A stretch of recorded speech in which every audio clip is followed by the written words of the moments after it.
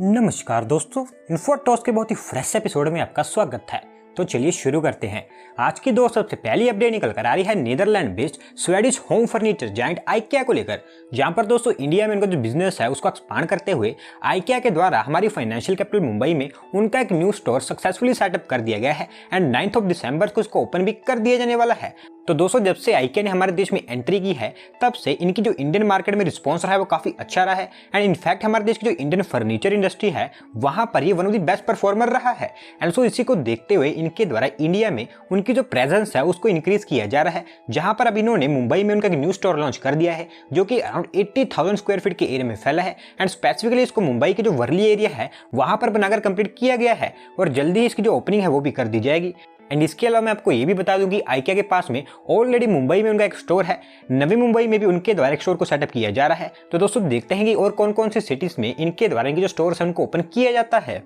अगली दोस्तों अपडेट निकल कर आ रही है यूपी स्टेट के अपकमिंग दी लॉन्गेस्ट गंगा एक्सप्रेसवे को लेकर, जहां पर दोस्तों इस एक्सप्रेसवे का जो कंस्ट्रक्शन वर्क है वो जितनी जल्दी हो सके उतनी जल्दी स्टार्ट करने के लिए Uttar Pradesh expressways industrial development authority, जो कि यूपी में बड़े बड़े प्रोजेक्ट्स के लिए नोडल एजेंसी होती है, उनके द्वारा सक्सेसफुली इसका जो कॉन्ट्रैक्ट है वो कुछ कंपनीज को सौंप दिया गया है, जहां पर Adani group and IRB infrastructure in दोनों के द्वारा इस पूरे के पूरे एक्सप्रेसवे का कंस्ट्रक्शन किया जाने वाला है। तो दोस्तों सबसे पहले मैं आपको बताऊं कि जो गंगा एक्सप्रेसवे है ये एक 594 किलोमीटर लंबा पूरा का पूरा ग्रीनफील्ड एक्सप्रेसवे होने वाला है एंड इसका जो कंस्ट्रक्शन वर्क है उसको 4 सेक्शंस में यूपीएडा के द्वारा डिवाइड किया गया है एंड इसको डेवलप करने के लिए ओवरऑल 36,230 करोड़ रुपए की इन्वेस्टमेंट की जाएगी। और क्योंकि दोस्तों जो यूपीएडा है वो इसको फास्टली इंप्लीमेंट करने में लगी हुई है और इसी के चलते उनके द्वारा ये जो चारों के चारों सेक्शंस थे इनके लिए उनके द्वारा एक बार में ही जो टेंडर थे वो फ्लोट कर दिए गए थे, जहां पर जो अडानी ग्रुप है वो 3 सेक्शंस में लोएस्ट बिडर सामने निकल कर आया है, जहां पर उन्होंने 5,647 crore rupees,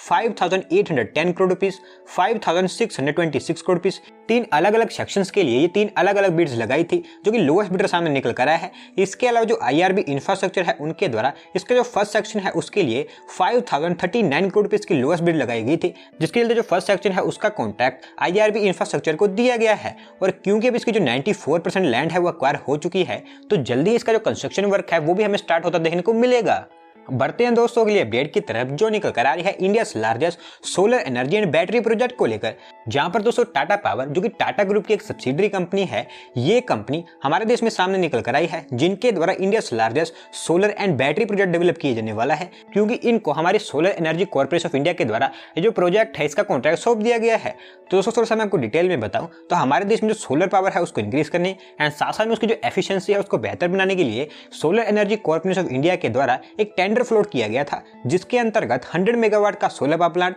and 120 megawatt per hour की यूटिलिटी स्केल वाला बैटरी एनर्जी स्टोरेज सिस्टम को डेवलप किया जाने वाला था। एंड दोस्तों इसके लिए बहुत सारी कंपनीज के द्वारा उनके जो प्रपोजल्स या फिर जो उनकी बिड्स थी वो सबमिट की गई थी, लेकिन इसमें जो टाटा पावर है वो कॉम्पिटिटिव कंपनी निकल कर आई थी, जिसके चलते इनको कॉन्ट्रैक्ट दिया गया है। और ये इंडिया लार्जेस्ट इसलिए है क्योंकि इसके अंतर्गत ये जो 120 मेगावाट पर आवर की कैपेसिटी वाला utility scale battery energy storage system develop किया जाएगा, ये एज ऑफ नाउ इंडिया में कहीं पर भी प्रेजेंट नहीं है एंड एक बार बन जाने के बाद में ये India biggest ever battery energy storage system होने वाला है। एंड ओवरऑल जो टाटा पावर को ये कॉन्ट्रैक्ट मिला है उसकी टोटल वैल्यू $126 मिलियन यानी कि अराउंड इंडियन रुपीस में 945 करोड़ रुपीस की है एंड अगले 18 मंथ्स के अंदर अंदर टाटा पावर के द्वारा ये जो प्रोजेक्ट है इसको कंप्लीट कर दिया जाएगा।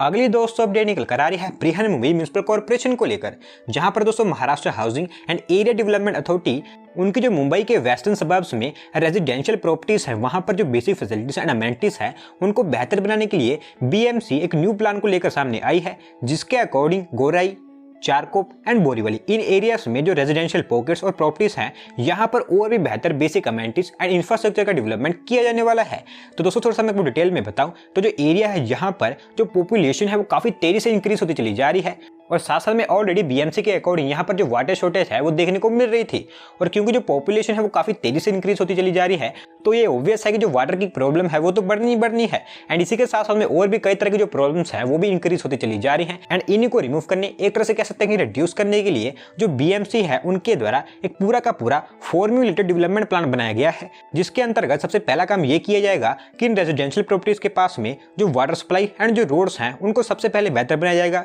इसके अलावा अलावा गोराई बीच की जो एंटायर स्ट्रेच है उसको महाराष्ट्र टूरिज्म डेवलपमेंट कॉर्पोरेशन को सौंप दिया गया है ताकि इसको डेवलप करके एक पोटेंशियल टूरिज्म हब के रूप में डेवलप किया जा सके। एंड इसके साथ साथ में गोराई जेटी के पास में एक न्यू ब्रिज भी प्लान किया गया है। दोस्तों धीरे धीरे इन सभी प्रोजेक्ट्स पर भी काम किया जाने वाला है।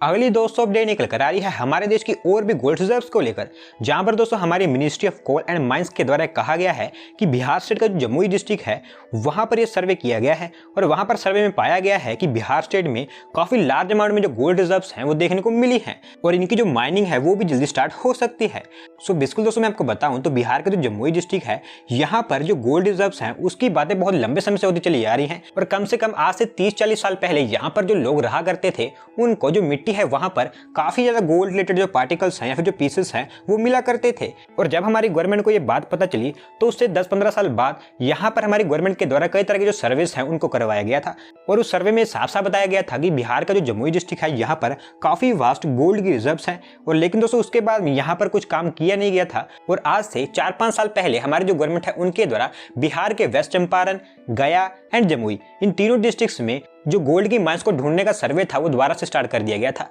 एंड आज हमारे जो minister of coal and mines है उनके द्वारा स्पेसिफिकली ये कहा गया है कि बिहार स्टेट का जो जमुई डिस्ट्रिक्ट है वहां पर काफी वास्ट गोल्ड रिजर्व्स हैं और एक्चुअली बिहार स्टेट हमारे देश का एक ऐसा स्टेट बन चुका है जिसके पास में हमारे देश की किसी भी और स्टेट के मुकाबले सबसे ज्यादा गोल्ड रिजर्व पाई जा रही है। और एक्चुअली बिहार स्टेट के जमुई डिस्ट्रिक्ट में जो सोनो एरिया है यहाँ पर हमारे देश के जो टोटल गोल्ड रिजर्व्स हैं फिर जो गोल्ड माइंस हैं उनका 44% शेयर यहीं पर है। तो सब कह सकते हैं ये काफी बड़ी बात है। तो देखते हैं आने वाले समय में हमें इससे रिलेटेड क्या अपडेट्स देखने को मिलती हैं।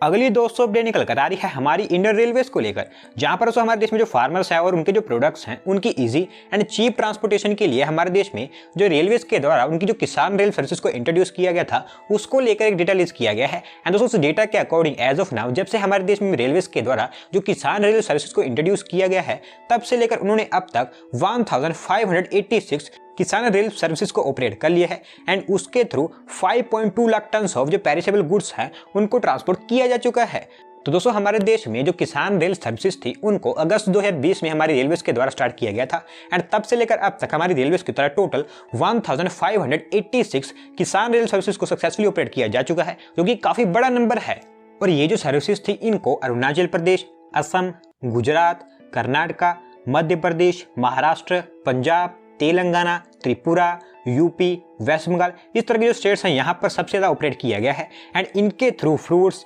Vegetables, meat, poultry, fishery, dairy products यानी कि आप कह सकते हैं जो पेरिशेबल गुड्स हैं उनको ट्रांसपोर्ट किया जा रहा है। और स्पेसिफिकली ये जो पेरिशेबल गुड्स थी या फिर पेरिशेबल फार्मिंग प्रोडक्ट्स थे इनके ट्रांसपोर्टेशन के लिए ही हमारे जो रेलवेज हैं उनके द्वारा ये किसान रेल सर्विस स्टार्ट की गई थी। बढ़ते हैं दोस्तों अगली अपडेट की तरफ जो निकल कर आ रही है हमारे इंडियन स्टॉक मार्केट को लेकर, जहां पर दोस्तों हमारे देश में जो स्मॉल बिजनेसेस हैं उनके ग्रोथ के लिए हमारे securities and exchange board of India की तरफ से यानी कि सेबी की तरफ से 10 और भी न्यू आईपीओ प्रपोजल्स को अप्रूव किया जा चुका है एंड आने वाले समय में वन बाय वन हमें ये सभी लॉन्च होते देखने को मिल सकते हैं। तो दोस्तों थोड़ा सा मैं डिटेल में बताऊं तो data patterns India limited, electronic smart India limited, Gemini edibles and fat India limited, India one payment limited, Healthium medtech limited, CE infosystem limited, VLCC health care limited, AGS technology limited, metro brands limited and lastly Godavari biorefineries limited ये 10 companies हैं जिनके proposals को approve किया गया है। And in सभी companies के जो आईपीओ प्रपोजल रहने वाले हैं वो सिर्फ एक कंपनी को छोड़कर 200 से लेकर 1000 करोड़ के बीच में रेंज करने वाले हैं। आज की दोस्तों लास्ट अपडेट निकल कर आ रही है हमारी इंडियन टेलीकम्युनिकेशन मिनिस्ट्री को लेकर, जहां पर दोस्तों उनके द्वारा कहा गया है कि इंडिया को न्यू एंड जो लेटेस्ट टेक्नोलॉजी है उसकी फील्ड में पहले नंबर पर या फिर यूं कहें कि आगे लाने के लिए हमारे देश में जो 6G टेक्नोलॉजी है उस पर काम स्टार्ट कर दिया गया है। एंड हमारी जो मिनिस्ट्री है उनके एस्टिमेट के अकॉर्डिंग 2023 के एंड या फिर 2024 के स्टार्टिंग में हमारे देश में जो 6G है वो लॉन्च होता देखने को मिल सकता है। तो दोस्तों जैसा कि आप जानती हैं कि हमारे देश में जो 5G है वो ऑलरेडी लेट हो चुका है और ऐसी बातें की जा रही है कि अगले 1 साल के अंदर अंदर ये हमें इंडिया में लॉन्च होता देखने को मिल सकता है। और अब हमारी जो गवर्नमेंट है उनके द्वारा कहा जाने लगा है कि ऑलरेडी हमारे देश में जो 6G टेक्नोलॉजी है उसको लेकर काम स्टार्ट कर दिया गया है। एंड स्पेसिफिकली उनको इस बार उम्मीद ये है कि हमारे देश में जो न्यू टेक्नोलॉजी होगी उसकी जो ट्रांसपेरेंसी है उसको बेहतर बनाने के लिए जो इंडिया में 6G होगा वो मेड इन इंडिया या फिर यूं कहें कि इंडिजिनस होने वाला है। तो दोस्तों देखते हैं अगले 2-3 सालों के अंदर अंदर हमें इंडिया में जो मेड इन इंडिया 6G है वो लॉन्च होता हुआ देखने को मिलेगा या फिर नहीं, और आपको इसके बारे में क्या लगता है नीचे कमेंट करके जरूर बताएं। और फिलहाल आज की वीडियो में बस इतना ही। अगर आप अपनी तरफ से कोई अपडेट सबमिट करना चाहते हैं तो डिस्क्रिप्शन में दी गई लिंक पर क्लिक करके सबमिट कर सकते हैं। और अगर आज की वीडियो पसंद आई हो तो वीडियो को लाइक करें, चैनल को सब्सक्राइब करें। धन्यवाद आपका वीडियो को देखने के लिए।